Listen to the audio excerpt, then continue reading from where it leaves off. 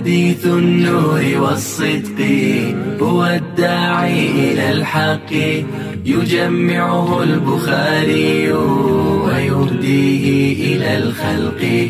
هنا يا أمة الإسلام تجمعنا لخير كلام سبائك للبخاري مخلدة على الأيام. العالمين والعاقبة للمتقين والصلاة والسلام على سيد الأنبياء والمرسلين سيدنا وحبيبنا وحبيب رب العالمين محمد وعلى آله وأصحابه ومن هدى بهديه إلى يوم الدين. مقدمہ علم حدیث کے باب میں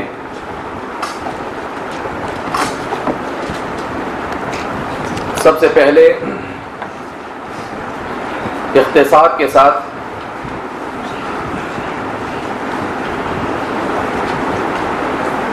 انکار حدیث کا فتنہ اور اس کا تعاقب.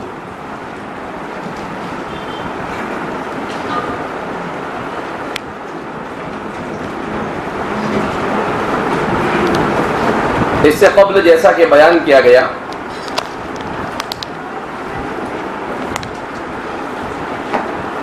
کہ احادیث رسول صلی اللہ علیہ وسلم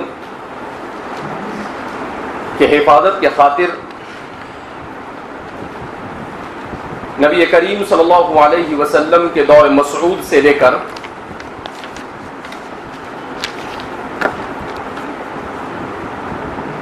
آج تک مسلسل محنتیں علماء اور محدثین کی طرف سے کی گئی اور کی جا رہی ہے.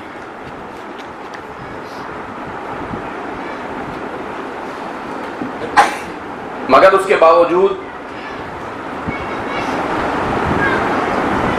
آخری 3 صدیوں میں عالم اسلام میں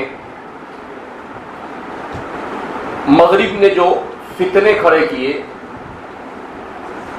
ان فتنوں کے پیچھے کون کون سی طاقتیں ہیں اور ان طاقتوں نے کس طرح سے علمی اور فکری میدان میں احادیث رسول صلی اللہ علیہ وسلم کی حیثیت کو گھٹانے اور کم کرنے کی کوششیں کی. تو اس سلسلے میں انکار حدیث کے مقدمے کے طور پر ہمیں سب سے پہلے اس کے پس منظر کو جاننا ہوگا کہ یہ منکرین حدیث بارش کے مینڈک کی طرح اتنے سارے آخری 100-150 سال میں کیسے ہمارے معاشرے میں وجود میں آئے. اس لیے کہ احادیث رسول صلی اللہ علیہ وسلم کا صراحتاً انکار یہ تو مسلمانوں میں تاریخ میں کبھی نہیں ہوا. معتزلہ ہے، خوارج ہے، روافض ہے، انہوں نے احادیث رسول صلی اللہ علیہ وسلم کو اپنے منشے کے مطابق گھڑ لیا، اپنی خواہشات کے تابع تعویلات باطلہ کے ذریعے سے کیا. لیکن ایسا نہیں ہوا کہ انہوں نے سیدھا اٹھا کر انکار کر دیا. یہ فتنہ تو بہرحال خاص طور پر 3 علاقوں میں اس فتنے کو برپا کیا گیا مغربی طاقتوں کی طرف سے. بر صغیر ہندوستان میں، اسی طریقے سے مصر میں اور ترکی میں. ان 3 علاقوں میں مستقل ایک ایسی جماعت مسلمانوں میں کھڑی کی گئی جس کو ہم اردو کے ضرب المثل کے طور پر کہہ سکتے ہیں کہ گھر کا بھیدی لنکا ڈھائے. تو چونکہ انہوں نے ان منافقین کو استعمال کیا اور ان منافقین نے اپنے آپ کو مسلمان ظاہر کر کر، مسلمانوں کا خیر خواہ ظاہر کر کر، مسلمانوں کا لیڈر بتلا کر معاشرے کے سامنے پیش کیا، جس کی وجہ سے معاشرے پر اس کے اثرات مرتب ہوئے. یہ بات الگ ہے کہ الحمدللہ احادیث رسول صلی اللہ علیہ وسلم کی اہمیت گھٹی نہیں، نہ اس سے پہلے کوئی مائی کا لال پیدا ہوا ہے اسے گھٹانے والا، اور نہ آج ہوا ہے اور نہ آئندہ ہو سکتا ہے انشاءاللہ۔ کیوں؟ اس لیے کہ اِنَّا نَحْنُ نَزَّلْنَا الذِّكْرَ وَإِنَّا لَهُ لَحَافِظُونَ میں یہ شامل ہے۔ تو جن لوگوں نے بھی جان انجان میں ان سازشوں میں اپنا رول ادا کیا، ان کی حیثیتیں تو ضرور گھٹ گئی، لیکن احادیث کی حیثیت کبھی نہیں گھٹی، ایسا کرنے والوں کی حیثیت گھٹی۔ تو سب سے پہلے ہم اس سلسلے میں مغرب کی 3 طاقتوں کو اور 3 تحریکات کو جو عالم اسلام میں سرگرم ہوئی اس کو جانتے ہیں۔ تو سب سے پہلی تحریک ہے تحریک استشراق۔ تحریک استشراق، اس میں ایک تحریک ہے تحریک استشراق، مستشرقین کی ایک تحریک۔ یہ تحریک عالم اسلام میں کس طرح سے کھڑی ہوئی اور مستشرقین کے لیے کہا جاتا ہے، یہ ایک بہت طویل موضوع ہے اور اس موضوع پر بہت لکھا گیا۔ اس موضوع پر عربی زبان میں حضرت مولانا ابو الحسن علی حسن الندوی نے الاستشراق والمستشرقون کے نام سے ایک چھوٹا سا رسالہ لکھا ہے، اور اسی کے ساتھ ساتھ میں اس کا اردو میں بھی ترجمہ ہو چکا ہے۔ اور دوسری ایک کتاب مستشرقین کی تفصیلات کو جاننے کے لیے دکتور مصطفیٰ السباعی کی ہے، اس کا نام بھی ہے استشراق اور مستشرقین، اردو میں بھی اس کا ترجمہ ہوا ہے تحریک استشراق کی نقاب کشائی کے عنوان سے۔ تو اردو زبان میں یہ 2 کتابیں ہیں جو مستشرقین کی تحریکات کو سمجھنے کے لیے بہت بنیادی اہمیت کی حامل ہے۔ اس کے علاوہ بھی بہت کچھ لوگوں نے لکھا ہے۔ ثناء اللہ ندوی صاحب انہوں نے بھی مستشرقین کے علوم اسلامیہ پر اعتراضات اور اس کے جوابات کے نام سے ایک ضخیم کتاب لکھی ہے 500-700 صفحے کی۔ تو ہم صرف یہاں پر مختصراً یہ جانتے ہیں کہ تحریک استشراق کیا ہے۔ تو تحریک استشراق عالم اسلام پر صلیبی حملوں کے زمانے میں وجود میں آنے والی مغرب کی ایک تحریک ہے جس نے علوم اسلامیہ اور تعلیم اسلامیہ کو اپنی تنقید کا ہدف بنایا۔ یہ تحریک استشراق اور مستشرق کیا مطلب؟ فلسطین اور بیت المقدس حضرت عمر بن الخطاب رضی اللہ تعالی عنہ کے دور مسعود میں مسلمانوں کے قبضے میں آیا، اور پھر اس کے بعد یہ مسلسل تقریباً 4 صدیوں تک مسلمانوں کے پاس رہا، اور پھر اس کے بعد 5ویں صدی میں یہ مسلمانوں کے ہاتھوں سے چلا گیا اور صلیبیوں کا اس پر قبضہ ہو گیا، اور پھر ان صلیبیوں سے صلاح الدین ایوبی نے اس کو آزاد کیا۔ تو یہ 6 صدی ہجری میں پورے 100 سال میں نور الدین زنگی سے جو جنگ شروع ہوئی تھی اور صلاح الدین ایوبی کے زمانے میں جو اختتام پذیر ہوئی، ایسی تقریباً 12 سے 14 جنگیں ہیں جو مسلمانوں اور صلیبیوں اور عیسائیوں کے درمیان ہوئی۔ تو ان جنگوں میں آخرکار مسلمانوں کو غلبہ حاصل ہوا اور مسلمانوں نے ایک بار پھر فلسطین پر قبضہ کیا۔ صلیبیوں اور عیسائیوں کی اس شکست کے بعد انہوں نے یہ سوچا کہ مسلمانوں کو کمزور کیسے کیا جائے۔ تو اس کے لیے ان کا ایک بادشاہ تھا جس کو لویس نام تھا، لویس التاسع کہا جاتا ہے، عربی زبان کی کتابوں میں اس کا تعارف لویس التاسع کے نام سے ہے، 90 نمبر کا لویس۔ تو یہ لویس جو تھا اس کو صلاح الدین ایوبی نے گرفتار کر لیا۔ یہ جنگ کے دوران جب شکست ہوئی تو جو قیدی گرفتار ہوئے ان میں صلیبیوں کا یہ بادشاہ بھی گرفتار ہوا۔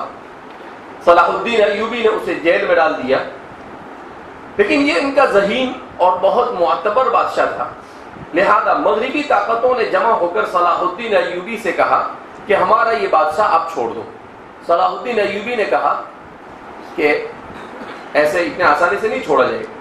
تو آپ نے بہت بڑی رقم کا مطالبہ کیا، یہ سوچ کر کہ شاید یہ لوگ اتنی بڑی رقم جمع نہیں کر پائیں گے اور نہیں دے پائیں گے، مگر ان کے لیے وہ آدمی بہت امپورٹنٹ تھا، لہذا اس بنا پر انہوں نے کسی طرح سے بھی صلاح الدین ایوبی کی بہت مانگی ہوئی بڑی رقم جمع کی اور جمع کر کر اس کو چھوڑائے۔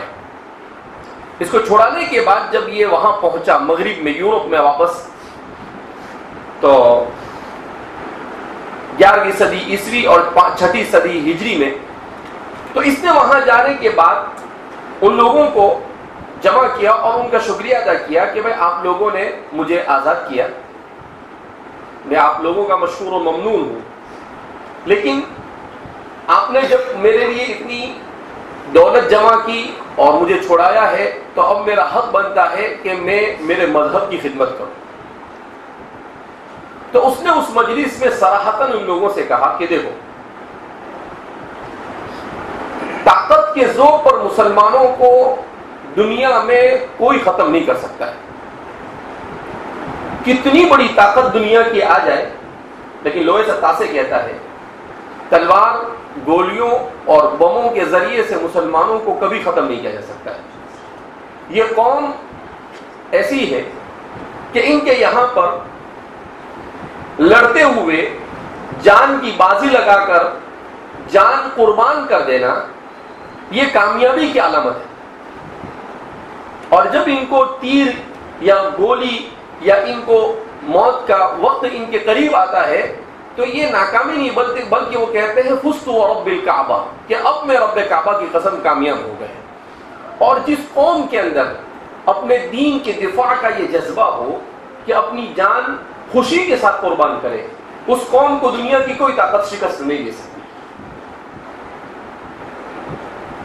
لہذا اب ہمیں اپنا میدان جنگ تبدیل کرنا ہوگا، اور اپنا میدان جنگ تبدیل کر کر ہمیں طاقت کے زور پر مسلمانوں پر تسلط حاصل کرنے کے بجائے مسلمانوں کے عقیدے اور فکر کو کیسے کمزور کیا جائے، اس کے لیے ہمیں پلاننگ کرنی ہوگی کہ کس طرح سے مسلمان اپنے دین کے اعتبار سے کمزور ہو جائے، مسلمان کس طریقے سے اپنے دین سے دور ہو جائے، متنفر ہو جائے۔ کہا اگر ہم اس میں کامیاب ہوئے تو خود بخود ان کے یہاں پر اسلام کے لیے قربانی کا جو جذبہ ہے وہ مان پڑ جائے گا، وہ ٹھنڈا ہو جائے گا، اور جب وہ ٹھنڈا ہو جائے گا تو اب ہمارے لیے ان پر تسلط حاصل کرنا کیا ہوگا؟ آسان۔ لہذا میری یہ رائے ہے کہ اب ہم مسلمانوں سے لڑیں گے، اب ہم ایک کام کریں گے کہ ہمارے جو ذہین اور فطین اور ہوشیار نوجوان ہیں، ایسے نوجوانوں کو ہم عالم اسلام میں بھیجیں، عالم اسلام میں جا کر، اندلس میں جا کر یہ، اور عالم اسلام کے دوسرے خطوں میں جہاں پر حضارت الاسلامیہ اور اسلامی تہذیب کی بنیادیں بڑی مضبوطی کے ساتھ قائم ہیں، ان علاقوں میں جا کر ہمیں ان سے دو چیزیں سیکھنی ہوگی۔ ایک تو ان لوگوں سے سیکھنا ہوگا ان کی زبان، عربی زبان، اور دوسرا ان لوگوں کے پاس فلسفہ اور سائنس کی جو بنیادیں ہیں، جو اصول ہیں، وہ اصول سیکھنے ہوں۔ اور ہم جو اپنے ان نوجوانوں کو بھیجیں گے تو ان نوجوانوں کو یہ سمجھا کر بھیجیں گے کہ انہیں اس نیت کے ساتھ عربی سیکھنی ہے کہ عربی زبان کو سیکھنے کے بعد ہمارا کام یہ ہوگا کہ قرآن، حدیث اور اسلامی تعلیمات پر زبردستی اعتراضات قائم کرنا، اور اعتراضات قائم کر کر اس کو مسلمانوں کے درمیان پھیلا دینا۔ کہ جب ہم یہ کام کریں گے تو ہم مسلمانوں کو قرآن سے دور کرنے میں کامیاب ہوں گے، مسلمانوں کو احادیث رسول سے دور کرنے میں کامیاب ہوں گے اور مسلمانوں کو عشق رسول سے دور کرنے میں کامیاب ہوں گے. جب ہم ان تین چیزوں میں کامیاب ہو گئے تو آپ یوں سمجھو کہ اگلا جو زمانہ ہوگا اس زمانے میں پوری دنیا یہ ہماری مٹھی میں. بس اسی پلاننگ کے ساتھ ابھی آگے بڑھتے ہیں. فرماتے ہیں کہ انہوں نے اپنا پورا میدان جنگ تبدیل کر دیا اور تبدیل کرنے کے بعد اپنے نوجوانوں کو بھیج کر عربی سیکھا, حدیث سیکھی, تفسیر سیکھی, اور پھر اس کے بعد انہوں نے اپنے ملکوں میں آنے کے بعد قرآن اور حدیث کے اوپر اعتراضات قائم کیے. دوسری طرف سائنس کو سیکھ کر اس سائنس کے تجربات, مسلمانوں کے تجربات کو آگے بڑھایا. تو ایک ساتھ انہوں نے دو کام کیے. ایک تو مادی میدان میں مسلمانوں سے جو کچھ سیکھا اس کو سیکھنے کے بعد اس کو اپنے یہاں پر منتقل کرنا شروع کر اس سے ترقی دی, اور دوسری طرف اسلامی تعلیمات کے خلاف زہر جمع کیا, اور پھر اس کو جمع کرنے کے بعد جب یہ لوگ دوبارہ مشرق کی طرف آئے تو اب لڑنے کے لیے نہیں آئے, اب یہ تجارت کا بہانہ بنا کر آئے. یہ کیا بنا کر آئے؟ اور تجارت کا بہانہ بنا کر آئے, اور آنے کے بعد ان لوگوں نے پوری دنیا کے مسلمانوں کے جو خطے ہیں ان خطوں میں یہ کام کیا کہ ایک تو انہوں نے اپنی جو سائنس کو ترقی دے کر ٹیکنالوجی کے ذریعے سے جو چیزیں بنائی تھی ان چیزوں کو ان منڈیوں میں بیچا. اور انسان عبد الاحسان, تو جن علاقوں میں انہوں نے نئی نئی چیزوں کو بنا کر مشینیں اور یہ اور وہ بنا کر دیا تو وہ لوگ حیران ہو گئے کہ نہیں تو اپنے کام کے ہیں, اپنے محسن لوگ ہیں. تو اب وہ ان کے قریب ہوئے. اب جب ان کے قریب ہوئے تو اس کا انہوں نے فائدہ اٹھایا. اب انہوں نے کیسے فائدہ اٹھایا کہ انہوں نے آہستہ سے ان لوگوں کو اپنے قریب کر وہ جو زہر جمع کیا تھا اسلامی تعلیمات کے خلاف, اس زہر کو کچھ لوگوں کو استعمال کر ان میں انڈیلنا شروع کر دیا, چاہے وہ مسلمان ہو چاہے وہ ہندو ہو.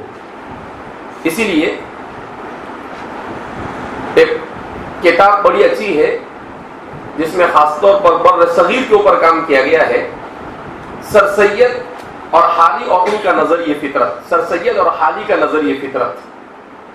تو اس کے مصنف نے پوری تفصیل کے ساتھ 15, 16, 17, 18, 19 اور 20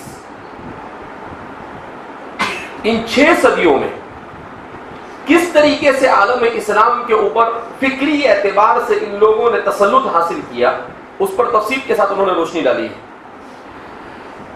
تو انہوں نے کیا کیا کہ پہلے تو منڈیوں میں آ کر اپنا احسان بتلا کر لوگوں کو قریب کیا. اب جب لوگ ان کے قریب ہوئے تو پھر آہستہ آہستہ کیا انہوں نے ان علاقوں پر قبضہ جمانا شروع کیا. اور قبضہ جمانے کے بعد سب سے پہلا انہوں نے کام یہ کیا کہ ان علاقوں کے لوگوں کے اوپر اپنا نظام تعلیم مسلط کیا. کیا مسلط کیا؟ اپنا نظام تعلیم. اور اس نظام تعلیم میں دین کو نکال دیا کہ بھئی دین کیا ہے, مسجد میں آ کر نماز پڑھ لیا بس ختم ہو گئی بات. مارکیٹ میں آپ کو دین کی ضرورت نہیں, ایوان اور پارلیمنٹ میں آپ کو دین کی ضرورت نہیں. اس کو کہتے ہیں فصل الدین عن جمیع شؤون الحیات. دین کو زندگی کے تمام شعبوں سے بالکل جدا کر دیا کہ آپ کو بادشاہت کرنی ہے تو بادشاہت کے لیے اسلام کی تعلیمات اور کسی بھی مذہب کی تعلیمات کی آپ کو ضرورت نہیں. آپ کو تجارت کرنی ہے, آپ کو حلال حرام جائز ناجائز جاننے کی ضرورت نہیں, سب چل جاتا ہے. اس لیے کہ ان کا یہ ماننا تھا کہ دین صرف مسجد تک محدود رہے, کلیسا تک محدود رہے, دین کو مسجد سے باہر لانے کی ضرورت نہیں. اس طرح سے انہوں نے اسی تحریک کو تحریک استشراق کہتے ہیں, جس نے بنیاد فراہم کی, مغرب کی ترقی کی اور عالم اسلام میں اپنے نظام تعلیم کو مسلط کر پورے عالم اسلام کو اپنا فکری غلام بنا لیا. پورے عالم اسلام کو کیا بنا لیا؟ اپنا فکری غلام بنا لیا. آج بھی دنیا کے بیشتر حصے یہ کیا ہے؟ فکری غلام. کل آج بلکہ آج صبح کی نیوز دیکھ رہا تھا میں، تو اس میں بتایا ہے کہ یوم السبت یعنی اتوار کا دن یہ عیسائیوں کے یہاں پر مقدس ہے، سنیچر کا دن یہودیوں کے یہاں پر مقدس ہے، جمعہ کا دن مسلمانوں کے یہاں پر مقدس ہے. ابو ظبی حکومت نے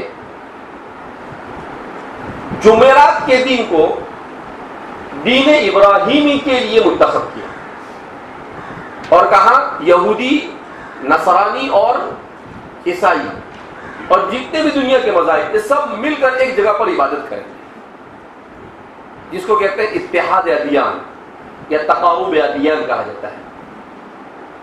یہ سارے اثرات ہیں انہی فکروں کے.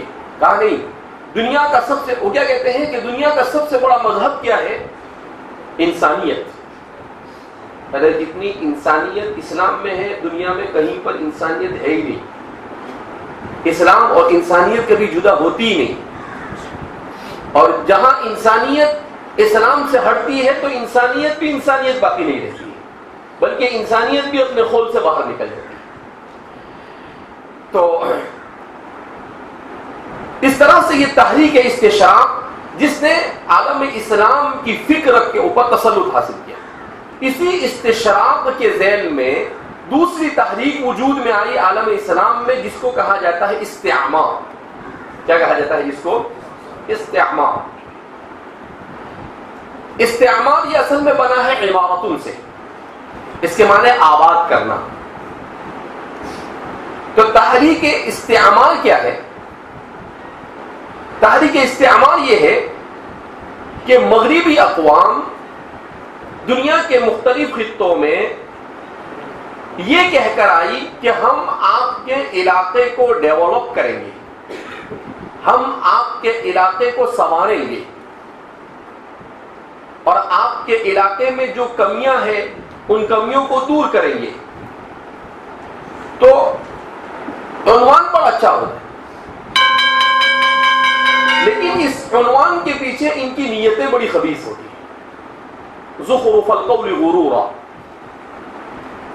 شیاطین الانس والجن یوحی بعضهم الى بعض زخرف القول غرورا. قرآن کریم کہتا ہے کہ نعرے بڑے اچھے ہیں لیکن اس کے پیچھے صرف دھوکے کے علاوہ اور کچھ نہیں. تو انہوں نے کیا کیا؟ استعمار اس کا نام دیا اور اس کو اردو زبان کے اندر میں نو آبادیات بھی کہتے ہیں، انگریزی کے اندر میں اس کو ڈسکوری آف لینڈ کہا جاتا ہے، نئی دنیا کی دریافت بھی کہتے ہیں اردو زبان میں. تو اس کو نو آبادیات کہتے ہیں، نئی دنیا کی دریافت کہتے ہیں، اور عربی زبان میں اس کو استعمار کہتے ہیں، انگریزی میں اس کو ڈسکوری آف لینڈ کہا جاتا ہے. اس کے ذریعے سے انہوں نے لوگوں کو یہ جتانے کی کوشش کی کہ ہم آپ کے محسن ہیں. تو لوگوں نے بھی تسلیم کر لیا کہ بھائی یہ ہمارے لیے ساری سہولتیں مہیا کر رہے ہیں، ہوائی جہاز ہمارے لیے مہیا کیا، ٹرین ہمارے لیے مہیا کی، گاڑیاں ہمارے لیے بنائی، ہماری ضرورت کی چیزیں ہمارے لیے بنائی. تو یہ ہمارے ساتھ دھوکہ دھڑی کر رہے ہیں، یہ تو ہمارے اوپر احسان کر رہے ہیں. لہذا لوگ مزید ان کے کیا ہو گئے؟ قریب ہو گئے. پھر اس استعمار سے آگے بڑھ کر تیسری تحریک وجود میں آئی جس کو کہا جاتا ہے استغراق. کیا کہتے ہیں اس کو؟ جیسے استشراق ہے، یعنی مغرب والے مشرق کے ثقافت اور تہذیب کا علم حاصل کرے تو اسے استشراق کہتے ہیں. اور استغراق ویسے ہی غرب سے بنا ہے، بعد استفعال میں لے جاتے ہیں. استغراق کے معنی کیا ہے؟ مشرق کے وہ لوگ جو مغربی فکر سے متاثر ہیں، جس کو اردو زبان کے اندر میں مغربیت کہا جاتا ہے یا مغربیت زدہ لوگ کہا جاتا ہے. تو یہ کیا ہے کہ مغربی فکر سے متاثر ہو جاتے ہیں اور اسی مغربی فکروں کو اپنا سب کچھ سمجھتے ہیں، حالانکہ مغرب سے ان کا کوئی تعلق نہیں. تو اس کو استغراق کہتے ہیں، اس کو مغربیت کہا جاتا ہے. اور یا وہ افراد یا وہ جماعت جو مغربی افکار سے متاثر ہیں. اب جب یہ 3 تحریکیں وجود میں آئی تو پھر اس کے بعد 20ویں صدی کے اواخر میں ایک اور تحریک وجود میں آئی جس کو کہا جاتا ہے العولمہ. کیا کہتے ہیں اس کو؟ العولمہ عربی زبان کے اندر میں، اور جس کو انگریزی زبان میں کہا جاتا ہے گلوبلائزیشن، اور اردو میں جس کو کہا جاتا ہے عالمگیریت. تو ایک اس تحریک کو انہوں نے، کیا مطلب اس کا؟ گلوبلائزیشن اور عالمگیریت، اس کا مطلب کیا ہے کہ پوری دنیا ایک گاؤں کی طرح ہوگی. پوری دنیا کو ایک گاؤں کی طرح بنا دیا جائے، سب کی فکر ایک ہو، سب کے رہن سہن کا طریقہ ایک ہو، ساری چیزیں ایک ہو، جس کو انہوں نے عالمگیریت کا نام دیا. اس لیے اسلام اور گلوبلائزیشن کے عنوان سے مفتی یاسر ندیم الواجدی انہوں نے کتاب لکھی ہے. اس کتاب میں انہوں نے لکھا ہے کہ 1972 کے بعد سے انہوں نے استشراق، استعمار اور استغراق کی اصطلاحات کو چھوڑ کر گلوبلائزیشن کی اصطلاح کو کیا گیا استعمال کیا ہے. تو اس کے ذریعے سے یہ پوری دنیا میں یہ اسی کے اثرات ہیں جو میں نے ابھی آپ کو بتلایا کہ ابو ظبی کی حکومت یہ کہتی ہے کہ بھئی گلوبلائزیشن کا اثر ہے کہ سب ایک ہے، یعنی حق اور باطل کا کوئی فرق نہیں. عقیدہ ولا والبراء یہ اسلامی تعلیمات کا سب سے اہم عقیدہ ہے. کل ہی جب میں نے اس کو پڑھا، اس نیوز کو پڑھا، تو اس کے بعد سے میرے ذہن میں آیا کہ ہمارے مدارس میں عقیدہ ولا اور برا کو اچھی طرح سے اب پڑھانا چاہیے طلبا کو، تاکہ سمجھ میں آئے یہ عقیدہ ولا اور برا. ہمارے طلبا کو بھی کچھ پتہ نہیں ہوتا اس کے بارے میں کہ الولا کس کو کہتے ہیں، البرا کس کو کہتے ہیں. الولا کا مطلب کیا ہے؟ اہل حق کے ساتھ ٹوٹ کر محبت کرنا، اور البرا کے معنی کیا ہے؟ اہل باطل سے اپنی براءت ظاہر کرنا ہر اعتبار سے. یہ بالکل اختصار کے ساتھ عقیدہ ولا اور برا ہے، اس کی تفصیلات ہیں بہت ساری. تو یہ عقیدہ ولا اور برا کے نہ جاننے کی صورت میں اچھے لوگ اس میں متاثر ہو جاتے ہیں اور کہتے ہیں کہ یہ صحیح ہے، اچھا ہے، دنیا میں امن ہونا چاہیے. ارے مغرب دنیا میں 200-300 سال سے یہ ساری تحریکیں چلا رہا ہے، حقوق انسانی کے رانگ الاپ رہا ہے، اس نے اقوام متحدہ کی بنیاد ڈالی، لیکن کون بتا سکتا ہے کہ دنیا میں امن آیا؟ کون بتا سکتا ہے کہ دنیا میں سے غریبی کا خاتمہ ہوا؟ ابھی 5-7 سال پہلے اردو ٹائمز کا ایک اداریہ میں پڑھ رہا تھا، تو اس میں لکھا کہ دنیا میں جس زمانے میں مسلمان تھے اس زمانے میں غریبی کم تھی، اور جب سے خلافت کا خاتمہ ہوا دنیا میں غریبی میں اضافہ ہوا. اور انہوں نے پورا سروے بتلایا اس میں کہ 19ویں صدی کے اوائل میں دنیا میں مالداروں کی تعداد 80% تھی اور غریبوں کی تعداد 20% تھی. اور آج 100 سال کے بعد صورتحال یہ ہے پورا الٹ گیا کہ مالداروں کی تعداد 20% اور غریبوں کی تعداد 80%. اسی لیے حضرت مولانا علی ندوی نور اللہ مرقدہ نے بڑا اچھا عنوان دیا اپنی کتاب کا، ماذا خسر العالم بانحطاط المسلمین. کہا مسلمانوں کے زوال سے مسلمانوں کو نقصان تو ہوا ہی، لیکن مسلمانوں سے زیادہ اگر نقصان کسی کو ہوا ہے تو پوری انسانیت اور پوری دنیا کو ہوا ہے. ماذا خسر العالم بانحطاط المسلمین، مسلمانوں کے زوال کے دنیا پر اثرات، مسلمانوں کے عروج و زوال کی دنیا پر اثرات. تو کیوں؟ اس لیے کہ اسلام نے تجارت کے جو اصول بنائے وہ اصول ایسے ہیں کہ اگر آپ حضرات میں سے کسی نے، ہمارے یہاں پر تو مشکات میں پڑھائی جاتی ہے مولانا تقی عثمانی صاحب کی کتاب اسلام اور جدید معیشت و تجارت، اگر نہیں پڑھی ہے تو آپ کو پڑھ لینا چاہیے، بڑی اچھی کتاب ہے. اس کتاب میں خاص طور پر تجارت کے عنوان سے اسلام کا نظام تجارت، اسلام کا نظام معیشت، اسلام کا نظام اقتصاد کیا ہے اسے بتلایا گیا ہے، اور دوسری طرف اس کے مقابلے میں سرمایہ دارانہ نظام جس کو کیپٹلزم کہا جاتا ہے، اشتراکی نظام جس کو سوشلزم کہا جاتا ہے، اور تو ان کا تقابل اور مقارنہ کر بتلایا ہے مولانا نے. تو اس میں مولانا نے صاحب بتلایا ہے کہ سرمایہ دارانہ نظام ایسا نظام ہے کہ وہ پورا نظام صرف ایک اصول کے اوپر چلتا ہے، 2 اصولوں پر چلتا ہے.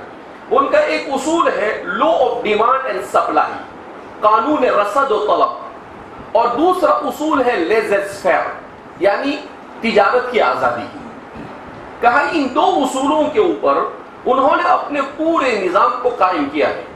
اور کیا کہتے ہیں یہ کہ دیکھو سرمایہ دارانہ نظام کا کیا کہنا ہے کہ انسان کو کمانے کے لیے مارکیٹ میں آزاد چھوڑے، اسے جو کمانا ہو، جیسے کمانا ہو، جس طرح سے کمانا ہو کمائے، اس پر کوئی پابندی نہیں۔ اس کو شراب بیچنا ہے تو سرمایہ دارانہ نظام کا جو مفتی ہوگا وہ بولے گا کوئی حرج نہیں، افعل ولا حرج۔ اس کو پوچھے گا جوا کھیلنا ہے، کہا چلے گا، وہاں پر حلال اور حرام کی کوئی تم کیوں؟ Laser fair. لیزر فیئر کا مطلب کیا ہے؟ مارکیٹ میں جو لوگ ہیں ان کو آزادی دی جائے، کوئی پابندی نہیں ان پر۔ تو یہ ایک اصول، اور دوسرا اصول ہے ان کا law of demand and supply.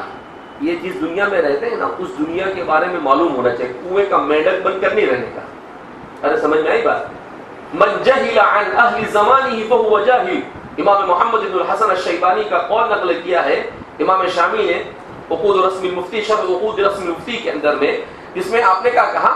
من جہل عن اہل زمانہ فہو جاہل، جو اپنے زمانے کے رہن سہن اور اپنے زمانے اور اپنے ارد گرد کے لوگوں کے طور و طریق سے واقف نہیں ہے، وہ عالم ہو کر بھی جاہل ہے۔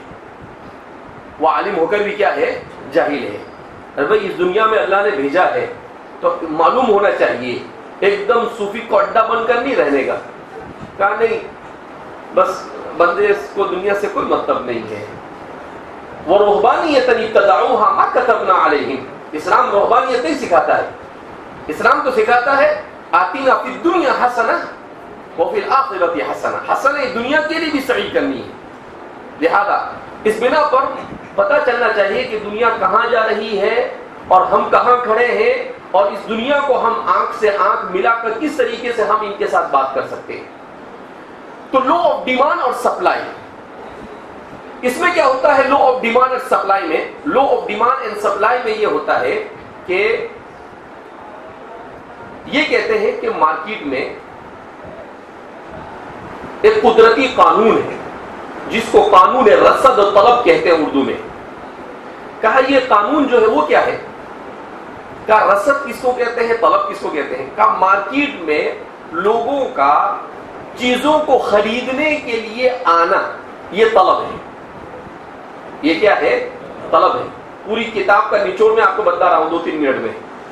اور رسد کس کو کہتے ہیں؟ تاجروں کا ان کی خواہش کے مطابق مال کو لانا، یہ طلب ہے، یہ رسد ہے۔ یہ کیا ہے؟ رسد۔ ایک بار پھر بولتا ہوں، بہت آسان ہے۔ رسد اور طلب، جیسے اس کو بالکل آسان انداز میں آپ کو سمجھاؤں گا، مثال سے تو اور سمجھ میں آ جائے گا۔ جیسے رات میں آپ کے یہاں پر مارکیٹ لگتا ہے، ارے بھائی یہاں مارکیٹ لگتا ہے نا، چھوٹی سی مارکیٹ لگتی ہے آپ کے کھانے پینے کی، تو یہ جو مارکیٹ ہے اس مارکیٹ میں رسد و طلب ہوتا ہے۔ کیسے رسد و طلب ہوتا ہے؟ اس مارکیٹ میں آپ نے دیکھا رات میں کوئی آدمی چشمے بیچنے آتا ہو، ارے بھائی دیکھا کوئی؟ آپ نے کوئی آدمی دیکھا اس میں کہ جو سبزی بیچنے آتا ہو؟ نہیں۔ کیوں؟ اس لیے کہ اس کی طلب نہیں، اس لیے کہ اس کی طلبہ کے پاس ٹائم نہیں ہے کہ وہ کچی سبزی لے لے اور اس کو کاٹے اور اس کو دھوئے اور اس کو پکائے۔ لیکن عندهم فرصہ، ٹائم نہیں ہے، ظاہر سی بات ہے۔ تو وہ کیا کرے گا کہ ریڈی میڈ لا کر بیچے گا، تو کھانے کی چیز کے علاوہ دوسرا کچھ نہیں لائے گا۔ کیوں؟ اس لیے کہ طلب اس کی ہے، لہذا رسد وہی آئے گی۔ اب سمجھ میں آئی بات؟ تو طلبہ کی جو طلب ہے اسی طلب کے مطابق رسد آئے گی، اسی طلب کے مطابق کیا آئے گی؟ رسد آئے گی۔ جیسے طلبہ کو کپڑوں کی ضرورت ہے، تو ظاہر سی بات ہے ہم نے کہا کہ بیٹھی ایک کپڑے والے کو بولو کہ وہاں پر لا کر اپنی دکان لگا دے، تو یہ کیا ہے؟ طلب ہوئی۔ تو اس کو کہا گیا کہ بھئی آپ آ کر یہاں پر آپ کی دکان لگاؤ، رسد ہے۔ یہ کیا ہے؟ رسد۔ تو اس مارکیٹ میں بھی جو سوق السلام ہے اس مارکیٹ میں بھی آپ کو وہی چیزیں ملے گی جو طلبہ کی ضرورت کی. وہاں پر آپ کو لیڈیز کپڑے ملیں گے؟ نہیں ملیں گے. کیوں بیچے گا وہ؟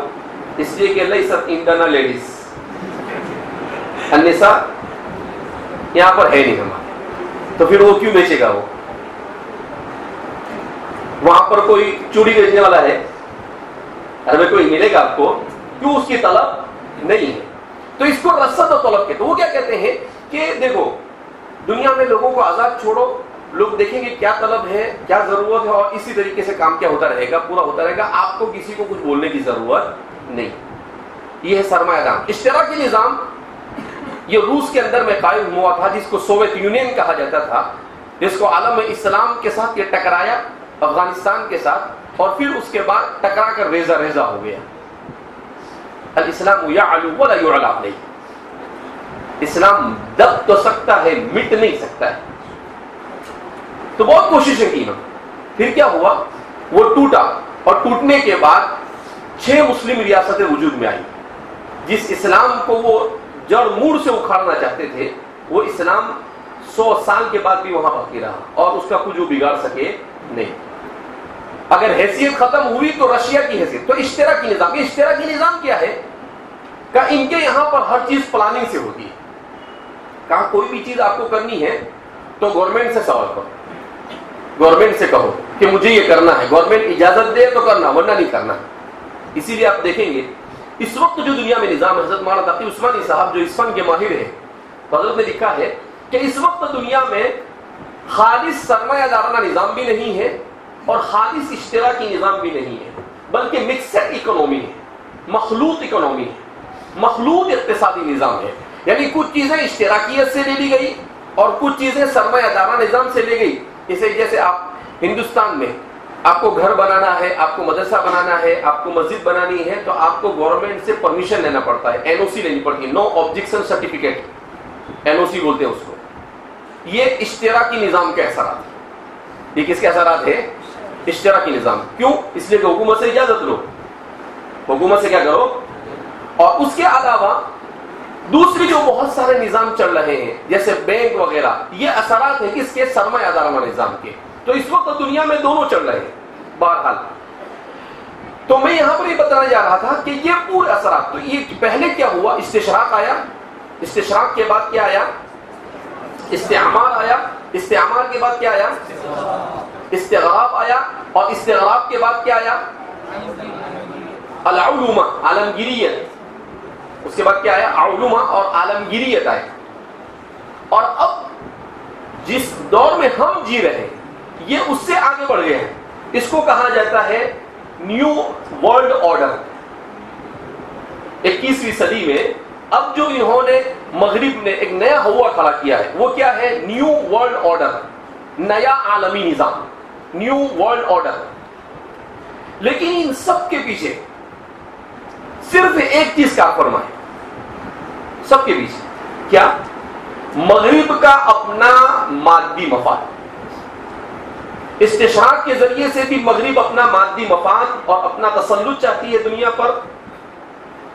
اس کے بعد مستشرقین کو انہوں نے استعمال کیا سب تحریکوں سے ایک ہی، اور پوری دنیا کو انہوں نے اپنا فکری اعتبار سے کیا بنا لیا ہے؟ غلام بنا لیا.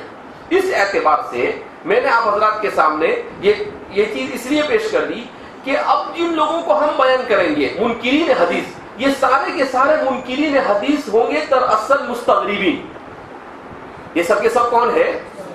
مستغربین، یعنی مشرق میں رہنے والے وہ لوگ جو افکار مغرب سے مرعوب ہو چکے ہیں، جو افکار مغرب سے متاثر ہو کر اپنے دین اور اپنے مذہب کو بھی ان کے فکر اور تہذیب کے مطابق ڈھالنا چاہتے ہیں.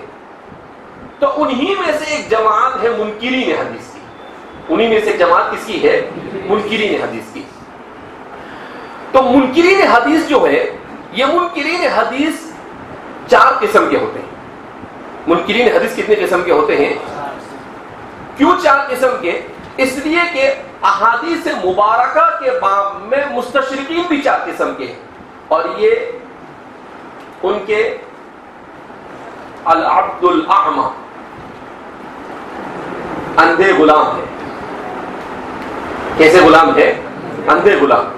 یعنی مغرب جو کہے وہ دین کو رات بولے تو کہے ہاتھ اٹھا لے, وہ رات کو دین کہے تو کہا بالکل آپ نے جیسا کہا درست کہا. ان کی ہر چیز کو قبول کر لینا یہ ان کا کام ہوتا ہے. لہذا مستشرقین 4 قسم کے ہوئے تو ان کے غلام بھی کتنے قسم کے ہوئے؟ 4 قسم کے ہوئے. تو اب چاروں کو ہم تفصیل سے جانتے ہیں. سب سے پہلے مستشرقین کا وہ طبقہ جو نبی کریم صلی اللہ علیہ وسلم کو, اس کے ساتھ ساتھ ہم مستشرقین کے ساتھ ساتھ منکرین حدیث کو بیان کریں گے, تو آپ ایسا بھی عنوان دے سکتے ہیں مستشرقین اور منکرین حدیث کے مختلف گروہ, یا اس کے 4 گروہ, مستشرقین اور مستغربین یا مستشرقین اور منکرین حدیث کے 4 گروہ. تو ان کا پہلا گروہ وہ ہے جو نبی کریم صلی اللہ علیہ وسلم کو ایک مصلح تو مانتے ہیں مگر آپ کو نبی اور خاتم الانبیاء نہیں مانتے. آپ کو کیا نہیں مانتے ہیں؟ کہا آپ مصلح ہیں. جیسے دنیا کے اندر میں بہت سارے مصلح کیا ہوتے ہیں, آتے رہتے ہیں. عبد القادر جیلانی ہے, معین الدین چشتی ہے, تو یہ سب کون ہے؟ مصلحین ہے. کہا ایسے ہی مصلحین کی طرح آپ بھی ایک مصلح ہے. اس کا مطلب کیا؟ رسول اللہ صلی اللہ علیہ وسلم کی نبوت کا دبے الفاظ میں انکار نبوت. کیا ہے یہ؟ دبے الفاظ میں انکار نبوت. اب جب آپ کو مصلح مان لیا انہوں نے, تو مصلح ماننے کی وجہ سے کیا خرابی لازم آئی؟ اب کہیں گے کہ مصلح کی ہر بات کو ماننا ضروری نہیں ہوتا ہے. مصلح کی کہی ہوئی ہر بات کو ماننا ضروری ہوتا نہیں ہے. نتیجہ کیا آئے گا؟ صغرا نکلا, کبرا کیا نکلے گا؟ نتیجہ کیا نکلے گا کہ آپ صلی اللہ علیہ وسلم کی بھی ہر بات کو ماننا علیہ باللہ ضروری نہیں. اسی لیے دیکھو آدمی کو مطالعہ خوب کرنا چاہیے, اس سے بڑا فائدہ ہوتا ہے. دیکھو 2 لفظ ہیں, ایک ہے عربی زبان میں العبقریہ. کون سا لفظ ہے؟ العبقریہ. اور ایک ہے انگریزی زبان کا لفظ ہے بایوگرافی. انگریزی زبان کا کون سا لفظ ہے؟ بایوگرافی. اسی ضمن میں سمجھا رہا ہوں اس کو. عبقریہ جیسے محمود عقاد, یہ ایک عربی زبان کے بہت بڑے ادیب گزرے اور انہوں نے کتابیں لکھی ہے. عبقریۃ خالد بن الولید, عبقریۃ عمر فاروق. عبقری, اب خالد بن ولید کو بھی عبقری کہتے ہیں, صحابہ کو بھی عبقری کہتے ہیں, ان کے بعد حسن بصری کو بھی عبقری کریں گے عبقریۃ محمد, اور حضور کو بھی اسی بسم لا کے کیا کر دیں گے؟ خالد. یہ کس کا اثرات ہے؟ استشراق کے اثرات. یہ کس کے اثرات ہے؟ آپ صلی اللہ علیہ وسلم عبقری انسان نہیں ہے, آپ تو فوق العبقری ہے. یعنی عبقری اس کو کہتے ہیں انسانوں میں سب سے زیادہ ذہین اور سب سے زیادہ انٹیلیجنٹ جو ہوتا ہے اس کو عبقری کہتے ہیں. تو آپ صلی اللہ علیہ وسلم صرف عبقری نہیں ہے, آپ صلی اللہ علیہ وسلم تو نبی ہے, اور نبی یہ انسانوں میں عبقری جو عام انسان ہوتے ہیں ان سے بھی اونچا مقام رکھتا ہے. عبقری کی ہر بات یہ شریعت نہیں ہوتی ہے, لیکن نبی کی ہر بات کیا ہوا کرتی ہے؟ شریعت ہوا کرتی ہے. یہ فرق ہے. تو ایک تو یہ لفظ. دوسرا لفظ یہ لوگ استعمال کرتے ہیں بایوگرافی. بایوگرافی کا مطلب کیا ہے؟ زندگی کا خاکہ, کسی کی بھی زندگی کا خاکہ. بایوگرافی آف ابو بکر, اس کا مطلب کیا ہے؟ حضرت ابو بکر کی زندگی کا خاکہ. تو بایوگرافی. پاکستان کے ایک مفکر ہے ڈاکٹر محمد سلیم صاحب, انہوں نے بڑا اچھا لکھا ہے.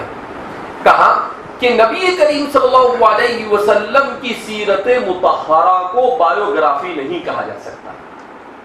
کیا نہیں کہا جا سکتا ہے؟ کیوں؟ اس لیے کہ بایوگرافی کہتے ہیں عام انسانوں کی سیرت کو جس میں اچھے اور برے ہر پہلو ہوتے ہیں، لیکن آپ صلی اللہ علیہ وسلم کی جو سیرت ہے، اس سیرت کے لیے بایوگرافی کا لفظ استعمال کرنا گویا کہ آپ کو آپ کے مرتبے سے گھٹا دینا ہے، اور مستشرقین کے اس فرقہ اولا اور منکرین حدیث کے اس فرقے سے متاثر ہونا ہے. لہذا اس پہلے گروہ کا مقصد سیدھا سیدھا یہ کہ یہ صراحتاً نبوت کا انکار نہیں کرتے ہیں، مگر دبے الفاظ میں منکرین نبوت ہے. دبے الفاظ میں کیا ہے یہ؟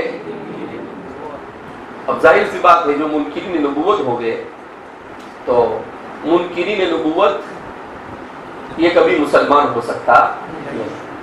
اسی لیے یہ جو منکرین نبوت ہے مستشرقین، ان مستشرقین کے ساتھ ہم منکرین حدیث کے جس گروہ کو لائیں گے وہ گروہ ہوگا منکرین حدیث میں سے پرویزی گروہ. کون سا گروہ؟ غلام احمد پرویز. کون ہے؟ غلام احمد پرویز. یہ وہ آدمی ہے جس نے مستشرقین کی اسی فکر کو بر صغیر کے اسلامی معاشرے میں عام کرنے کی کوشش کی. مستشرقین کی اسی فکر کو بر صغیر کے مسلمانوں میں عام کرنے کی کیا کی ہے؟ کوشش کی ہے کہ آپ صلی اللہ علیہ وسلم کی نبوت کو گویا کہ دبے الفاظ میں نکار دینا. اب ظاہر سی بات ہے جب نبوت کو نہیں مانیں گے تو حدیث کو بھی نہیں مانیں گے. جب نبوت کو نہیں مانا تو احادیث مبارکہ تو ان کے یہاں پر کوئی حیثیت رکھتی ہی نہیں. تو اس طرح سے یہ لوگ سرے سے حجیت حدیث کے منکر ہوتے ہیں. جڑ سے کسی صورت میں بھی یہ حدیث کو ماننے کو تیار ہوتے نہیں. تو یہ ہو گیا مستشرقین اور مستغربین کا پہلی جماعت اور پہلا. اب ان میں کون کون مستشرق آتے ہیں؟ تو چونکہ ان لوگوں کے انگریزی نام ہیں تو میں بولوں گا تب بھی آپ کو گول زہر وغیرہ تو ایسے دو چار نام ہیں. کل میں یہاں پر انگریزی میں اور اردو میں لکھوا کر اس کے اوپر کل سبق میں آپ کو بتاتا جاؤں گا تاکہ آپ کو اس کو سمجھنے اور ان کا نام لکھنے میں آپ کو سہولت ہو کہ کون کون سے مستشرقین ہیں جنہوں نے استشراق کی اس فکر کو جنم دیا، اس کی بنیاد ڈالی، اور ان سے مسلمانوں میں سے کون کون کیا ہوئے ہیں؟ متاثر ہوئے ہیں. اور انشاءاللہ دوسرے جو 3 گروہ ہے، کیونکہ آج تھوڑی سی تمہید تھی اس کے پورے پس منظر کو سمجھنے کے لیے، اس لیے تو دوسرے جو 3 گروہ ہے اس کو بھی آئندہ کل ہم کیا کر دیں گے؟ پورا کر دیں گے. ایک کسی طالب علم نے سوال کیا ہے غیر مقلدین اور اہل حدیث کا پس منظر، بنیاد اور ان کے کس طرح سے بات کی جائے، اس کے لیے کس کتاب کا مطالعہ کیا جائے. اس موضوع پر تو بہت کچھ لکھا جا چکا ہے. اس موضوع پر سب سے اچھا جو کام ہوا ہے وہ جمعیت علماء ہند کی طرف سے ایک سیمینار ہوا تھا آج سے 15-20 سال پہلے، اور اس میں جتنے بھی مقالے پڑھے گئے تھے عدم تقلید کے خلاف، اس عدم تقلید کے خلاف ان کے تمام افکار کو ایک ایک موضوع دے کر مظاہر علوم، سہارنپور، ندوہ اور ہمارے جتنے بھی بڑے بڑے مدارس ہیں وہاں کے جو اساتین بڑے بڑے علماء ہیں ان کو تقسیم کیا گیا تھا، اور انہوں نے اختصار کے ساتھ ان سب چیزوں کا پوسٹ مارٹم کیا ہے. تو اس کا غالباً 4 یا 6 جلدوں میں پورا مجموعہ مقالات غیر مقلدیت کے عنوان سے ملتا ہے. یہ اس موضوع پر سب سے اچھا کام ہے، اس لیے کہ اجتماعی کام ہوا ہے، لہذا بڑے اچھے انداز میں کام ہوا ہے. تو ان کو پڑھنا ہے تو وہ، اور اس کے علاوہ غیر مقلدین کے اوپر سب سے اچھا کام کیا ہے کسی پاکستانی عالم ہے، ان کا نام مجھے معلوم نہیں ہے، ان کی کتاب ہے غیر مقلدین امام بخاری کی عدالت میں. ہاں نہیں، ابوبکر غازی پوری، ان کی ابوبکر غازی پوری اور ابن الحسن عباسی کی جو کتاب ہے وہ تو غیر مقلدیت اس کا نام ہی دونوں نے مل کر لکھی ہے.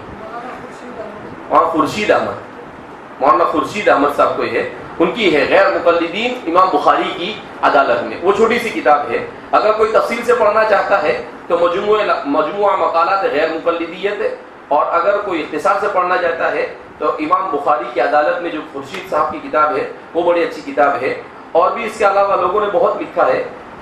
بہرحال ان کے ساتھ تو زیادہ الجھ کر کوئی فائدہ بھی نہیں غیر مقلدین کے ساتھ. لیکن انشاءاللہ ہم سبق میں جہاں جہاں پر بھی غیر مقلد ہتھے چڑھیں گے تو برابر ان کو کیا کرتے رہیں گے، ان کا پوسٹ مارٹم کرتے رہیں گے، کیونکہ یہ ہمارا خاص موضوع ہے. تو جہاں پر بھی یہ غیر مقلد ہاتھ چڑھیں گے ہم انشاءاللہ ان کو بخشیں گے نہیں.